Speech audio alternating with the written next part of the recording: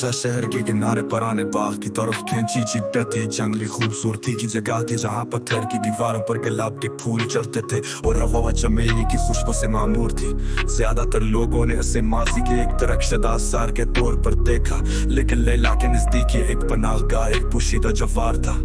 वो अक्सर शाम को चांद की नरम चमके नीचे फूलों का खाके बनाने के लिए वहां जाती थी। एक रात जब वो अपने स्केच पर हाथ में लिए अपनी पसंदीदा बेंच पर बैठी थी, इसने देखा कि एक शख्सियत साए के दरमियान चल रही है। चौंक कर उसने अपनी फसल तो करीबन गिरा दी।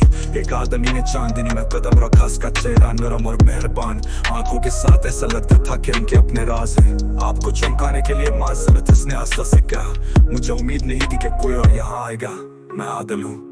लैला मुस्कुराई, कदरे हैरान मगर मुझसे थी, मैं लैली हूँ, मैं यहाँ अक्सर खाके बनाने आता हूँ, तुम्हें बाग में क्या लाया है? आदिल ने टहका लगाया, एक गर्म आवाज जो सरसाट के पतों के साथ मिल रही थी, मैं एक मौसीकार हूँ, मैं यहाँ कभी कभी खेलने आता हूँ। सोतियात खिले आसमान के नीचे खूबसूरत है। लैला ने तजस पढ़ाते हुए पूछ, क्या आपके पास अपना आला है?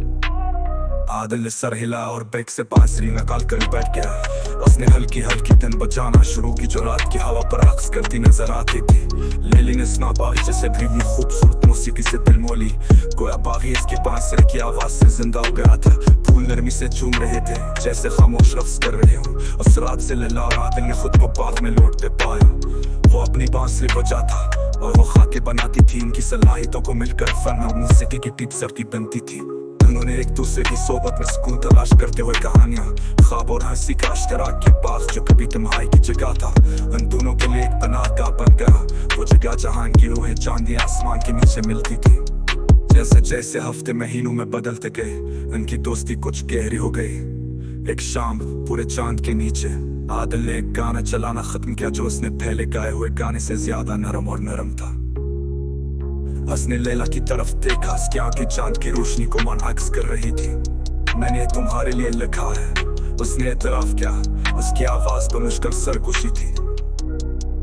इस बाग में आपके साथ रहना एक ख्वाब की तरह रहा है और मैं कभी जागना नहीं चाहता। मुझे लगता है कि मुझे तुमसे प्यार हो गया है लैला। लैला ने महसूस किया कि उसका दिल जज्बात से फूल गया। उसने अपनी स्केच बुक नीचे रखी और उसके करीब चली गई। उसका हाथ आस्ते से उसे छूने लगा। मैं अल्फाज को सुनने का इंतजार कर रही हूँ। उसने जवाब दिया, उसकी आंखें चमक रही थी, मैं भी तुमसे प्यार करता हूँ आदिल। वो एक लम्हे के लिए खामोशी से करीब बैठे, इनके हाथ जुड़े हुए थे। चांद बाग पर चांदी की चमक डाल रहा था। कोई दुनिया के लिए रखी थी उस चांदी जगह पर जहाँ मोहब्बत दीवार पर गुलाब के फूलों की तरह खुली थी।